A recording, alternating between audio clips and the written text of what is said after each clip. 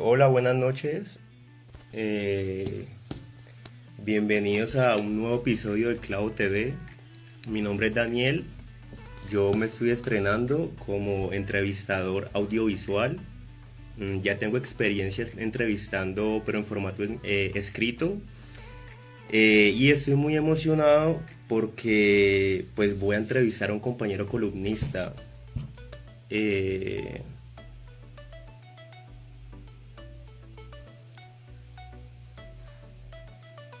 Dando para que se conecte y poder empezar la entrevista. Hola Alejandro, ¿cómo va? Hola Daniel, muy bien, gracias a Dios. ¿Y vos cómo estás? Bien, bien, súper. ¿Me escuchas ¿Qué bien? más? Sí, perfecto. ¿Y vos? Dale. Sí, todo bien, también te escucho excelente. Un saludo para Ah, todos los que se bueno. están conectando. Sí, un saludo para todos los clavianos. Antes de comenzar, voy a hacer avisos parroquiales. De una. Eh, pues primero los invito a que sigan a la revista El Clavo en todas las plataformas digitales, Spotify, Twitter, Instagram, por supuesto, y que visiten el sitio web de la revista. Ahí constantemente estamos publicando noticias municipales y nacionales a nivel general, de temas políticos, de deporte, farándula, mejor dicho, de todo un poco. Entonces, pues me gustaría empezar la entrevista de una vez. Primero quiero que te presentes, que nos des una pequeña introducción, qué haces, a qué te dedicas, cuáles son tus hobbies, ese tipo de cosas. Yo soy Alejandro Gil Torres, tengo 22 años, hace poco me gradué de Comunicación Social y Periodismo, también soy locutor de radio. Me encanta mucho escuchar música, especialmente el pop y el reggaetón y la electrónica también. Soy una persona muy curiosa, muy alegre, muy honesta. También me gusta mucho escribir, como lo han notado muchos de nuestros lectores o los clavianos también. Y me apasionan mucho los medios de comunicación. Dale, ya te graduaste, ¿no? De comunicación social Sí, hace un mes. y me contaron que estás ejerciendo en algunos medios de comunicación en Palmira. ¿Me puedes, con- Efectivamente. ¿Me puedes contar un poquito de eso, por favor? Sí, yo soy locutor hace ya más de un año y varios meses en La Tapa, el programa juvenil más parchado de Palmira de La Palma, en una emisora digital que se llama Imperatriz Radio. Una emisora que ya lleva 12 años de trayectoria en la ciudad, en ese territorio, y me he sentido muy bien, muy dichoso y la verdad, es muy gratificante todo lo que he aprendido allá. Ha sido una experiencia muy valiosa y siento que he aprendido mucho. Aparte, siento que me desenvuelvo muy bien y es algo que desde muy pequeño pues lo he ido como adquiriendo. Así que la experiencia ha sido muy, muy chévere. Me ha gustado mucho, aparte de trabajar con gente que también es muy comprometida con este medio. Chévere. Bueno, empecemos la entrevista como tal. Eh, a mí digamos, como yo también soy columnista en la revista El Clavo, Sí. tengo como una pequeña intriga, sobre todo con las personas que trabajan en creativo. Entonces, mi pregunta es, ¿hubo algún detonante en tu vida, obviamente que recuerdes con claridad, que haya sido el causante de tu gran interés por el mundo periodístico? Por supuesto, mira, te cuento que cuando estaba en primaria, yo comencé a ver muchos programas de televisión. Yo siempre he sido muy amante de la televisión, entonces veía varios programas de concursos, realities, y siempre pues, me fijaba mucho en el presentador, casualmente. Y desde ese Mm. entonces me enganché con ese cargo. Y me encantaba mucho cómo se desenvolvían delante de la cámara. Y yo dije, yo algún momento de mi vida quiero ser presentador. Entonces yo locamente, siempre lo he dicho así, comencé a jugar a ser presentador. Yo me paraba en mi cama y literalmente esa era mi tarima. Entonces ahí comenzaba a presentar y cuando yo llegué al bachillerato comencé a hacer programas de radio yo mismo. Yo me imaginaba todo, yo me creaba la consola, me creaba la música, todos los programas, así que siento que desde muy pequeño esa pasión viene allí como resguardada en mi mente y obviamente en el corazón, porque es que pues uno trabaja en lo que le apasiona. Entonces, luego que llegué a la universidad, obviamente uno se lleva muchas sorpresas pero gracias a Dios y gracias a mí y a todos los que me apoyaron, pues pude lograr ese gran sueño y pues próximamente pues vendrán muchos más, pero desde ese entonces es que fue ese detonante, como esa pasión que nació en mí. ¿Y te gusta algún tema periodístico en específico? Me gusta mucho el entretenimiento, siento que es el como que mejor me desenvuelvo sin dejar de lado los otros que son muy relevantes en el periodismo, como la política, como el tema internacional y local. Me gustan también los temas culturales, los temas regionales, lo que está ocurriendo en mi ciudad y en mi departamento también. La tecnología también me gusta mucho. Ok, listo. Cuéntanos un poco sobre tu proceso creativo. Fíjate, De pronto, si tienes alguna metodología en específico, algún ritual que nos quieras compartir, obviamente. te voy a hacer un ejemplo y fue que en tercer semestre cuando estaba viendo taller de prensa, mi profesora, ella nos dijo a todos en el salón de que escribir un titular es un arte. Y yo en ese entonces no escribía los mejores titulares, pero ahora siento que cada vez que escribo un titular para mis columnas, aplico lo que ella me enseñó hace unos años. Y es que uno tiene que ser muy creativo como periodista, no solamente para escribir un titular, sino para escribir muchas cosas e innovar, porque es una carrera muy competitiva donde hay mucha gente talentosa, es algo que no lo puedo negar. Por lo tanto, un ritual sería inspirarme, como pensar el titular o lo que yo vaya a transmitir a través de mi contenido va a ser impactante, le va a generar algo adecuado a mi audiencia y que cuando uno lo lea o cuando uno lo escuche o lo esté viendo, deje algo productivo. Eso es como lo que siempre tengo como en cuenta. Ok. También me gustaría preguntarte sobre el rol que tiene el periodismo actual, porque a mí me intriga mucho como qué está pasando con el periodismo hoy en día, ya que vemos que se está transformando muy drásticamente, que antes pues se imprimían las noticias y ahorita pues estamos en una era digital, ¿no?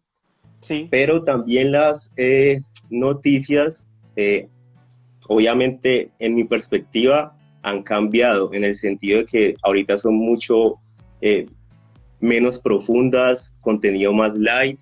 Entonces te voy a formular la pregunta como de una manera mucho más estructurada. La prensa de mediados de los siglos XIX era una mera cinta de transmisión de poder. La mayor parte de los periódicos estaban a cargo de grandes aristócratas. Muchos periodistas de cabecera creen que estamos asistiendo a un retorno de la forma periodística clásica del siglo XIX.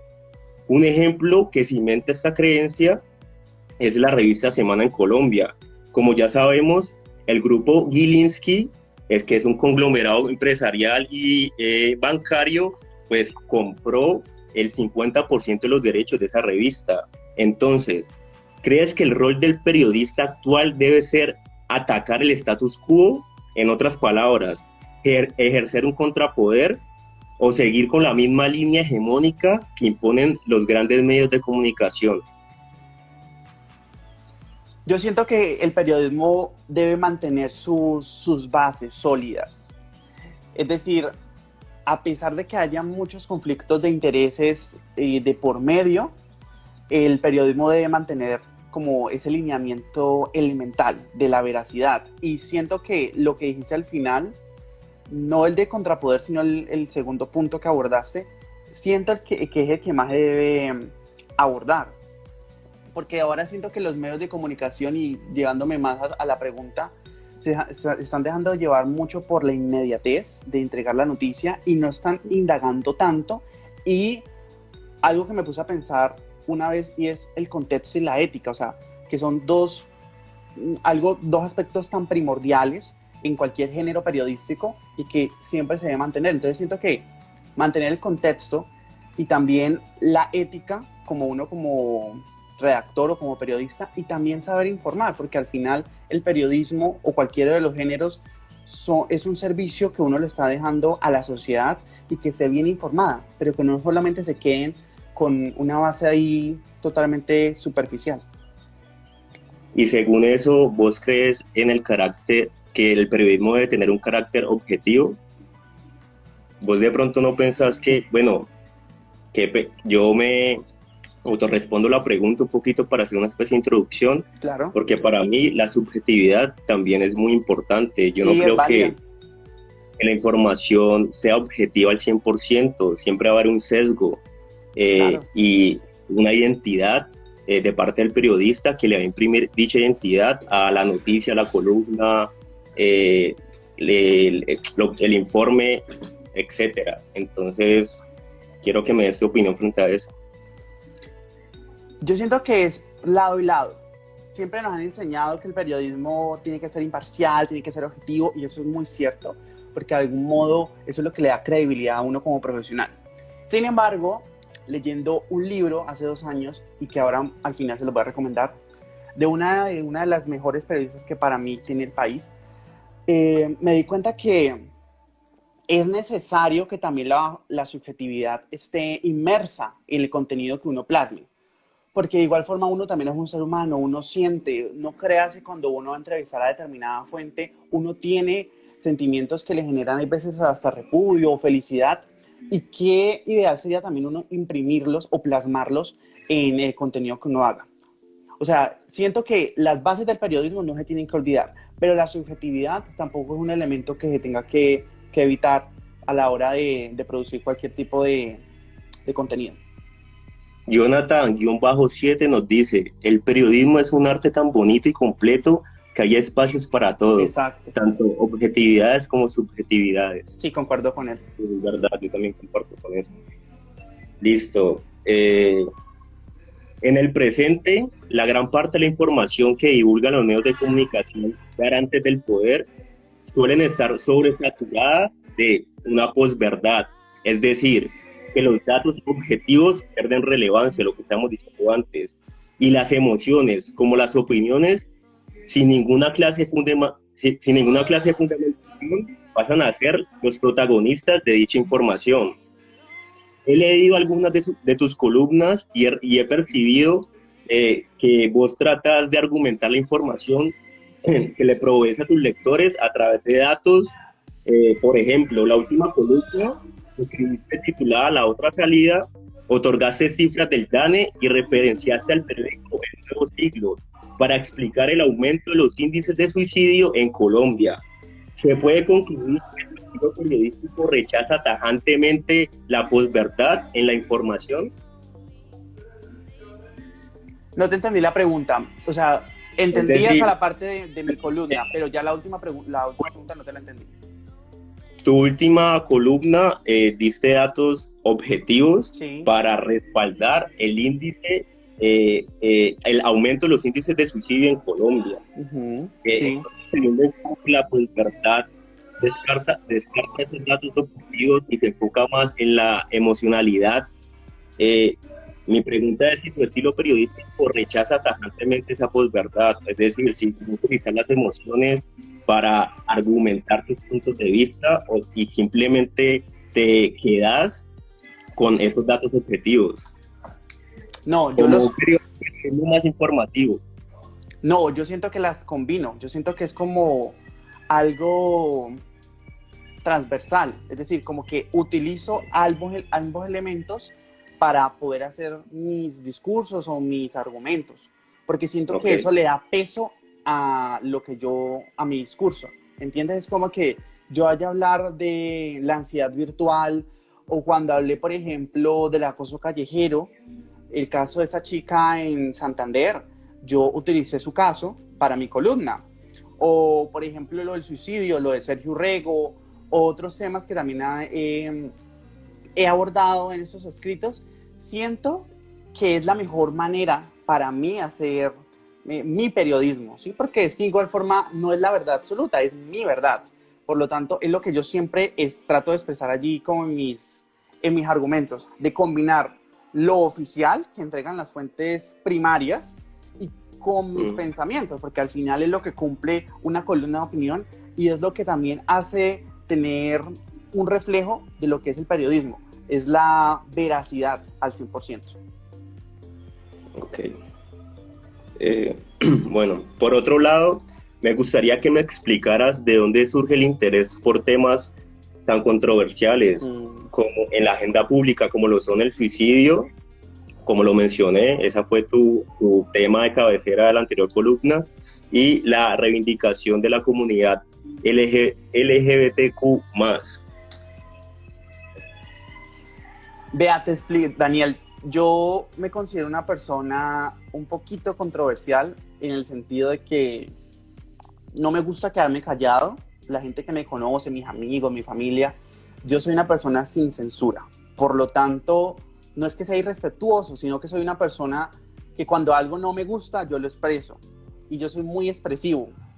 Entonces, hay cosas, por ejemplo, del suicidio, de la comunidad LGTBI, del acoso callejero, o por ejemplo, del fenómeno del ghosting, que fue la primera columna que escribí en febrero, que son temas muy cotidianos y que son temas que incluso a nosotros, los jóvenes, que somos el público objetivo de la revista El Clavo, nos atravesamos.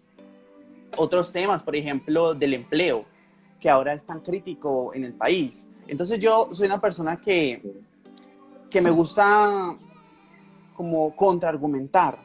O por ejemplo lo que ocurrió en abril, en mayo, en junio con el paro. Yo dije, es otro rumbo, tomó otro rumbo el paro porque estaba teniendo otras consecuencias totalmente inesperadas. Entonces, Qué pena, ¿qué rumbo tomó el paro para vos? Tomó un rumbo inesperado y que afectó contundentemente la armonía y cómo venía la economía. Obviamente respeto totalmente a la gente que se movilizó, apoyó el paro, siempre lo he apoyado, pero siento que tomó un rumbo que ya llegó a unos límites innecesarios, como lo expresé en ese momento. Y ahora pues retomando lo que tú me comentabas, estos temas me tocan mucho porque son controversiales también, son muy mediáticos y siento que es mi deber como ciudadano y también como periodista expresarlos con datos y al final también dejar unas reflexiones, porque también es como siempre mi punto. No sé si has notado, percibiste en las columnas que leíste, siempre dejo como una reflexión, unas pequeñas indirectas. ¿Algunas reflexiones sobre el suicidio, por ejemplo? Bueno, me río porque pues lo de reflexión son como muy, muy personales, pero por ejemplo el suicidio es un tema muy serio, ese tema me lo tomé muy serio, pero entonces, para ya responderte, yo antes del suicidio pensaba que una persona pues tomaba esa decisión porque era un cobarde. Cuando yo era muy adolescente o estaba muy jovencito, tenía como unos 18, 19 años. Sin embargo, ahora pienso que es una decisión que duele mucho y que es muy fuerte de afrontar no solamente para la persona que toma la decisión, sino también para su familia, para su entorno social. Por lo tanto, unas veces dice, no, la vida no vale la pena. Pero hay veces, como yo lo dije ahí en la columna, hay veces hay que agregarle más amor a la vida que todo lo contrario. Hay veces la vida va como una montaña rusa, que yo dije que era como un cliché, que va de manera álgida y hay veces baja, ¿sí? A todos los momentos, hay momentos en que nos ocurre eso. Y hay veces hay personas que dicen que no aman la vida, que prefieren morirse. Y yo dije en la columna, sería mejor que nosotros cambiáramos como ese entorno. En vez de tenerle miedo a la muerte o querer morirnos ya, aprovecháramos y le pusiéramos más amor a la vida. Ok, pero ¿no crees que de pronto es un discurso muy positivista? Como ahorita, como está en auge esos tipos de discursos y la positividad extrema también es enfermiza, así lo veo yo. Entonces hay que tener como una especie de balance, equilibrio. De realismo, sí, claro, yo lo traté de dejar así, pero es que yo siento que el amor, Daniel, si tú lo concibes, es algo muy relativo. Como tú amas tu vida, también puedes amar tu trabajo, puedes amar a otras personas. Entonces siento que no es que esté tratando de decir que a la gente que pues toma estas decisiones carecen de amor, pues por un poquito sí, carecen como de amor propio, porque es que es un afecto psicológico, como yo lo puse allí. O sea, es una consecuencia de la depresión. Es un problema muy serio actualmente, es un problema público también. Pero siento también que la vida es una sola, o sea, se acaba en un momento y ya después no pasa nada. Entonces yo siento que a veces, yo una vez le tenía miedo incluso hasta la muerte, y me puse a ver un video en donde decían, es preferible que tú le tengas miedo a no vivir a no haber vivido que a la muerte.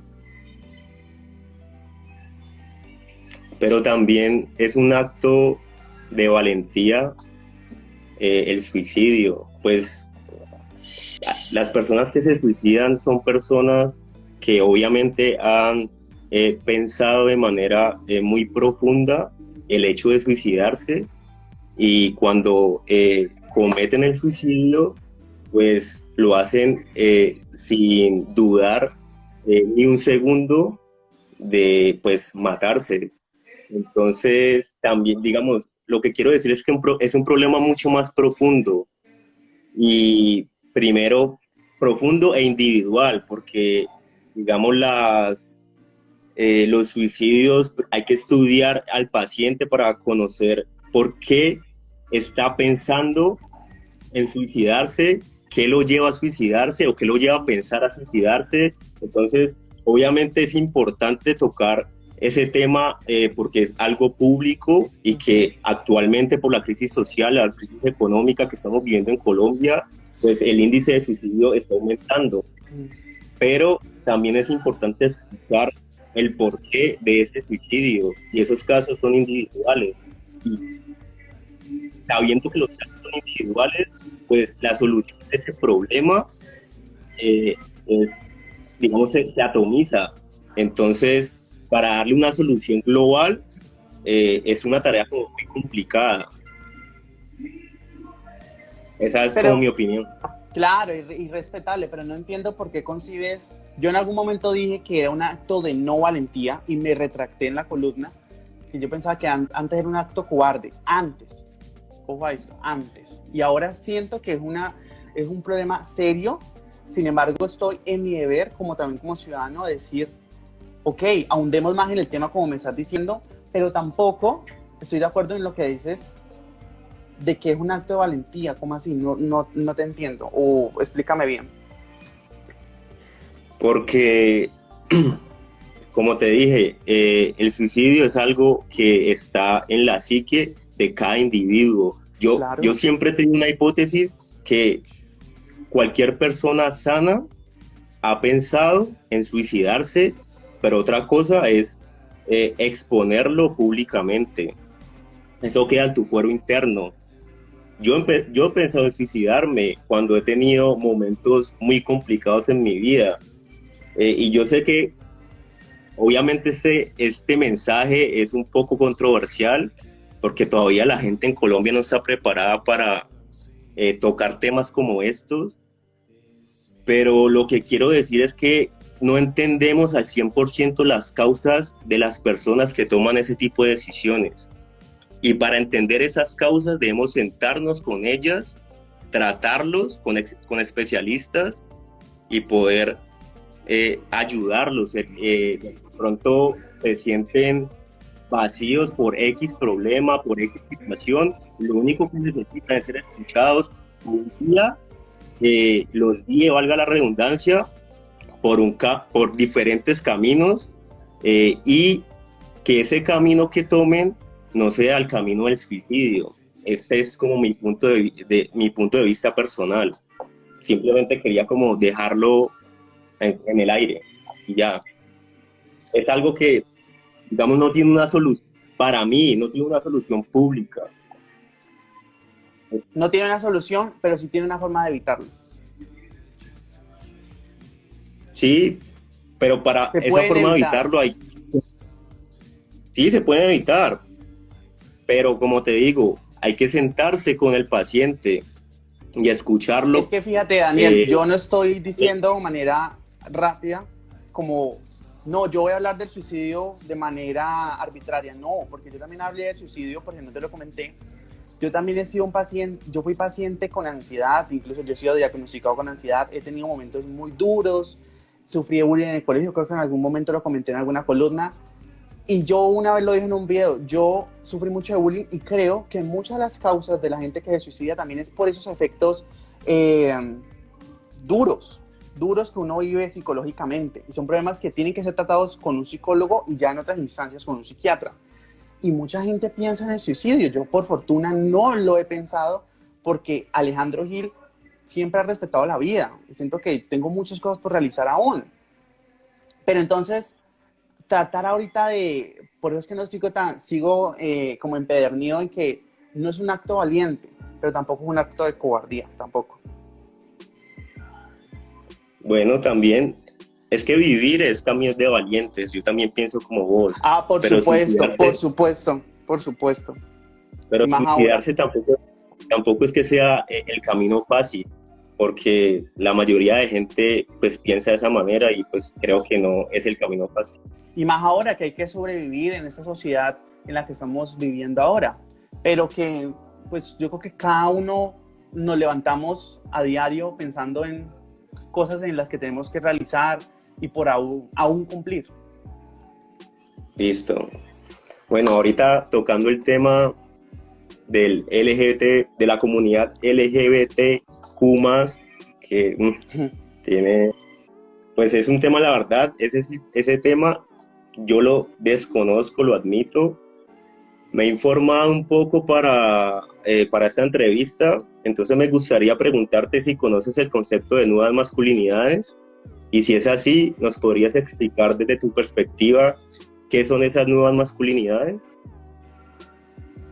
Mira, desconozco también ese concepto de nuevas masculinidades, creo que en algún instante lo he escuchado, pero sí te puedo remitir a la identificación del género hombre, ¿sí? Que una cosa es tu identidad sexual y otra muy diferente a tu orientación sexual. Y eso uno también pues lo vive o lo conoce por medio de una terapia psicológica. Una cosa es que tú te identifiques... Son estereotipos de género. Exacto, una cosa es que tú te identifiques como mujer o como hombre y otra muy diferente es que tú elijas tu orientación sexual. O sea, un hombre puede ser una persona que tiene sus aparatos reproductor masculino, se puede conseguir como un hombre, sí, claramente, o se puede conseguir como una mujer, pero puede tener una orientación sexual distinta. Es que es muy diversa. Creo que la palabra aquí es diversidad. Y siento que incluso en la propia comunidad LGTBI y en los gays puntualmente, hay una discriminación latente hacia personas que tienen como comportamientos femeninos, como los tildan los amanerados, y que por eso también es una situación de bullying, que los reprime mucho y que se han sido muy discriminados. Entonces hay como una predominancia o quiere siempre dominar como el macho, el rudo o la persona que supuestamente no se le nota. Y ahí es donde comienza la controversia también. Y es que pues me parece un poquito pues, ridículo incluso en la propia comunidad que haya esta clase de tache, porque pues no lo siento. Entonces, ¿de dónde está el respeto y la tolerancia que están exigiendo si dentro de la misma no están impartiendo esa clase de principios? Aquí nos dicen algo.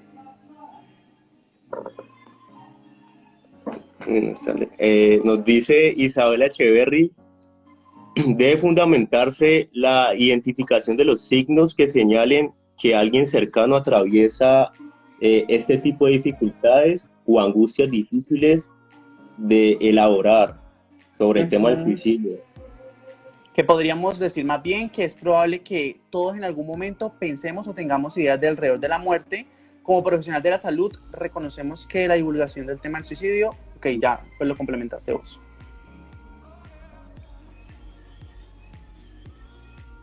El mensaje, ok. Pues Isabela es una compañera mía y amiga muy especial. Ella es psicóloga, tiene un grupo que se llama Acompáñame de psicología y se especializa en temas de patologías infantiles. Entonces, pues, obviamente es una facultativa con muy buena información y con un punto de vista muy fundamentado. Por supuesto, muchas gracias por estar acá. Gracias por esa aclaración y esos argumentos tan valiosos. Bueno, también me gustaría que me contaras qué te motiva a escribir, el hecho de compartir tus ideas o es algo que va más allá. Mira, la pasión por la escritura nació en la universidad, por eso es que soy tan orgulloso y con tanta gratificación de haber estudiado en mi universidad, porque antes yo no tenía esa pasión, incluso no escribía bien, pero a medida que fue avanzando como en este trayectoria universitaria, me comencé a sentir cómodo con la forma en que escribía y yo dije, pues voy a escribir columnas, escribir mis pensamientos y creo que todo va con base a mis experiencias cotidianas. Es que si nos ponemos a hacerle como un balance a todas las columnas que he escrito, la mayoría tienen que ver con lo que yo pienso de mi vida cotidiana, situaciones que me han pasado. Por ejemplo, una vez escribí sobre las aplicaciones de citas, o sea, imagínate, o sea, ¿quién yo casi no leo personas que escriban sobre aplicaciones de citas o incluso sobre el fenómeno del ghosting, que es como, ¿sabes qué es? El ghosting, como una persona que está escribiendo y se desaparece. Exacto, entonces es chistoso, por eso es que ahora que me decías, cuéntanos un poquito de alguna reflexión, me reí, no por irrespetar, sino porque me río porque son cosas que me pasan a mí y la vida es para eso también, para uno expresar lo que siente con el respeto y siempre utilizando algo que es la veracidad. Por eso es que te decía al principio que me basaba también en fuentes, para respaldar lo que yo digo, para que mis argumentos sean más sólidos y más profesionales también, que es lo que siempre procuro cuando hablo. ¿Qué otra cosa también me motiva a escribir? Como lo dije, como está allí en mi perfil, dejar un fruto en esta nueva generación de jóvenes, que siento que en algún momento como que no nos gusta tanto la lectura, algunos, ¿no? Porque hay otros que sí les apasiona mucho, y permitirles que en estos medios digitales descubran sus pasiones y se sientan incluso hasta identificados y yo también los puedo ayudar con mis reflexiones, porque siento que yo también vine a este mundo a contribuir con mi trabajo como periodista. Ahorita me estabas contando que querías recomendar algún libro y también querías hablar de una periodista que admiras mucho. Sí, cuéntanos. Mira, aquí precisamente tengo el libro, se llama En el filo de la navaja, lo compré en Bogotá hace 2 años que estuve de viaje, es de Yolanda Ruiz, para mí es una de las mejores periodistas de Colombia, incluso a varios amigos se lo he recomendado que se lo lean, y siento que es el libro que se lo debe leer cualquier estudiante o persona que quiera estudiar periodismo o cualquier periodista actualmente.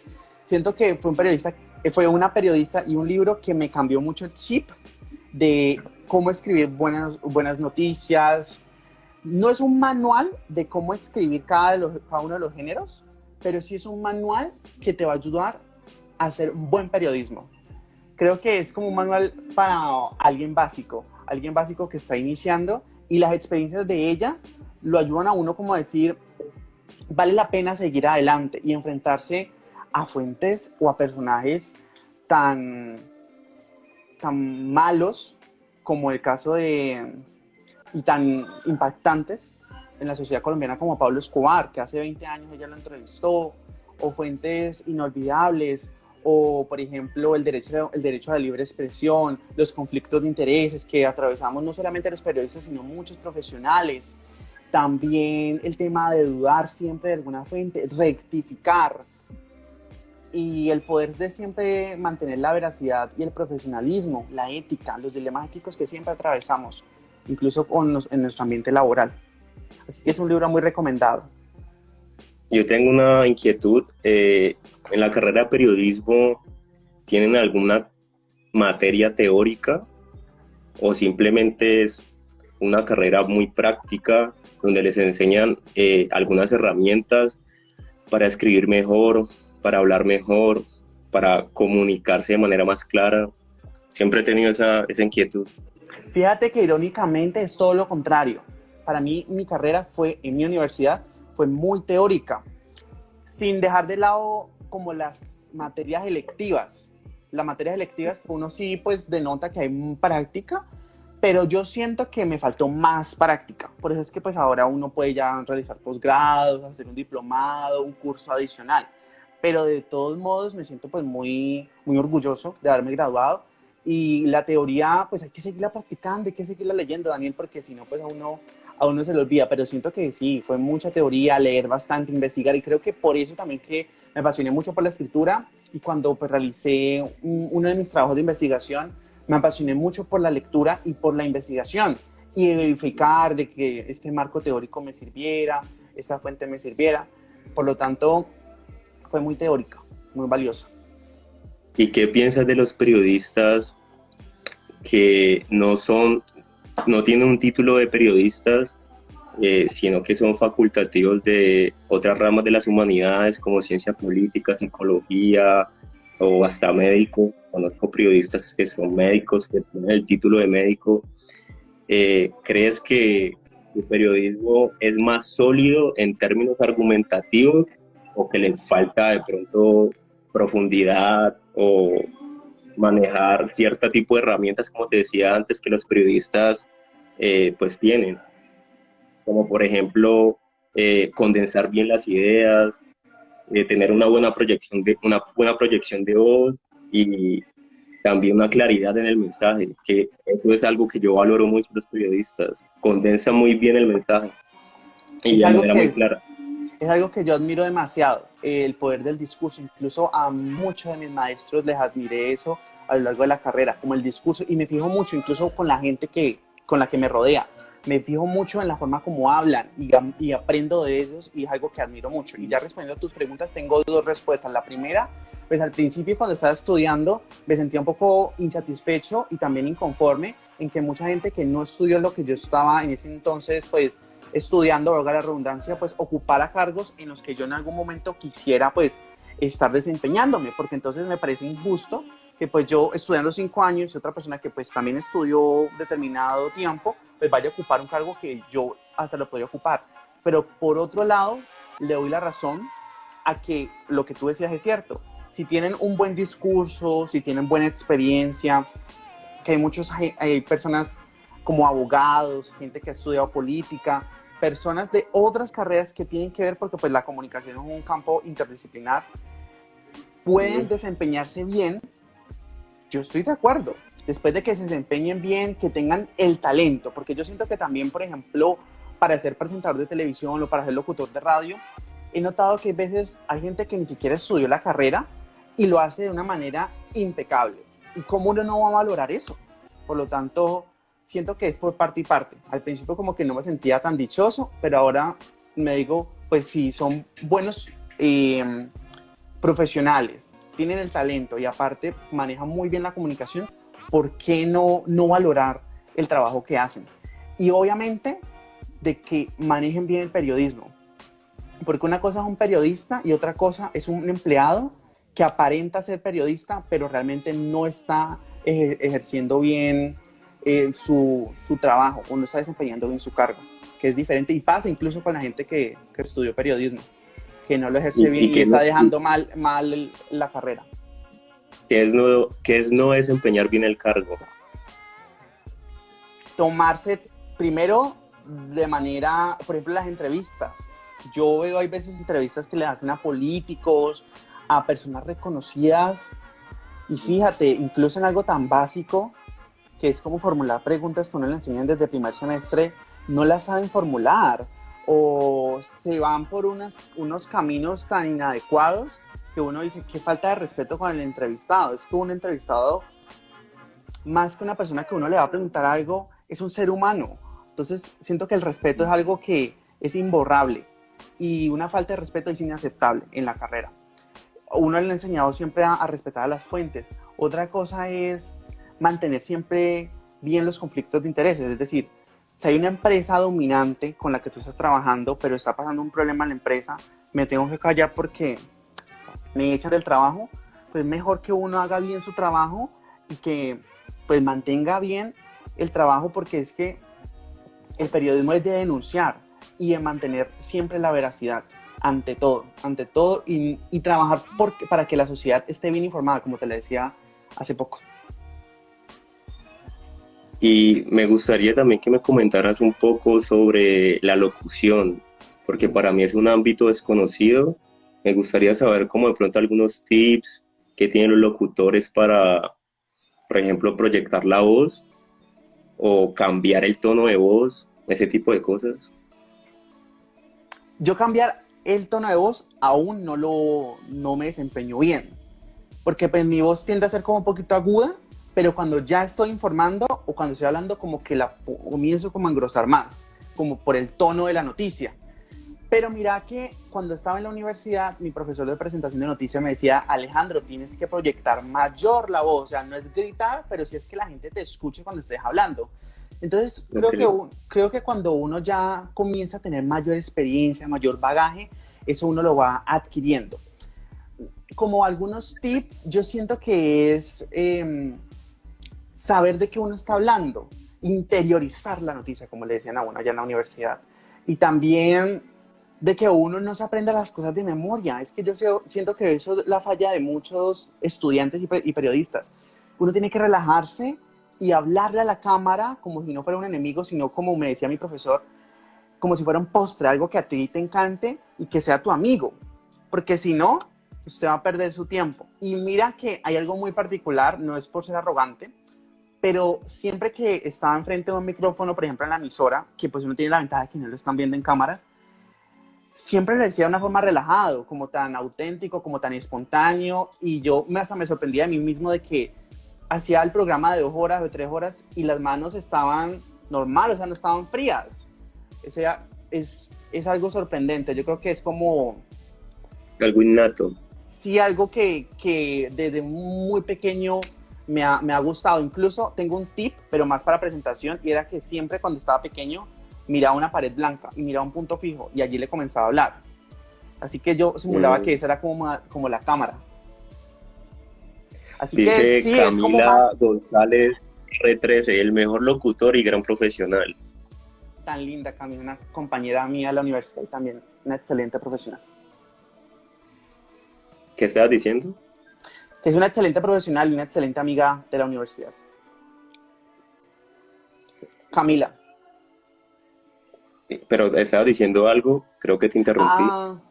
Sobre que uno tiene que tener pasión, que uno tiene que tener pasión por lo que hace. Creo que es eso, pasión y amor. Y por eso es que yo siempre hago las cosas bien y me salen bien. Me salen de una manera muy natural también. O sea que ya se puede decir que encontraste tu voz. Sí, yo creo que siempre la he tenido, Daniel, y creo que jamás cambié mi rumbo. Yo me enteré de algunos compañeros que arrancaron la carrera y querían ser tal y tal y tal, y ahora están en otros campos y es totalmente respetable, incluso los sigo admirando y sigo reconociendo su gran labor, pero yo siempre desde que llegué yo dije, yo quiero ser presentador, quiero ser locutor, columnista jamás, pero mira, la vida me trajo hasta estos puntos y le agradezco también a Dios y a la revista, por supuesto, pero siempre he mantenido acá en la cabeza esos dos cargos y claro que los quiero seguir ejerciendo hasta que yo diga ya no más. Dale, ahorita para finalizar, si de pronto, no sé, quieres dejar un mensaje, hacer promoción de cualquier cosa, totalmente bienvenido. Primero, Daniel, muchísimas gracias a la revista El Clavo por esta gratificante, muy grata invitación. Le agradezco mucho a esta revista porque ha sido un medio en que me ha permitido expresarme con toda la libertad posible y sin censura, como me gusta y como debe ser. Y por otro lado, quiero también invitar a todos los jóvenes a que persigan siempre sus sueños, a que uno puede cumplir si uno se lo promete, si uno se lo cree. Y también a buscarle siempre el lado bueno a la vida. Yo creo que lo que me decías hace poco y que por eso fue que tuvimos como el pequeño debate ahí sobre el optimismo y el amor, claro, es que eso se trata. Y ya pues ahí me conociste mis dotes de estar en un debate. Que uno tiene que buscarle siempre el lado a la vida y siempre todo tiene solución. Lo único que no tiene solución es la muerte. Entonces hay que seguir adelante, buscar y buscar siempre tus sueños. Y siento que por medio de los escritos me he desahogado. Y creo que qué buena manera de desahogarse que escribiendo y más para ustedes, para la revista El Clavo. Así que mil y mil gracias por la invitación. No, gracias a ti, Alejandro. La verdad, me gustó mucho esta conversación, fue muy amena. Pues esta es mi primera vez como entrevistador, pero pues desde el lado audiovisual. porque siempre me había refugiado en lo escrito y pues como que me salí de mi zona de confort. Entonces, sí, no sé, me gustó, me sentí cómodo. Y dale, recuerden, clavianos, seguirnos en @revista El Clavo en todas las plataformas digitales. Muchas gracias y que tengan buena noche. Chao, muchas gracias.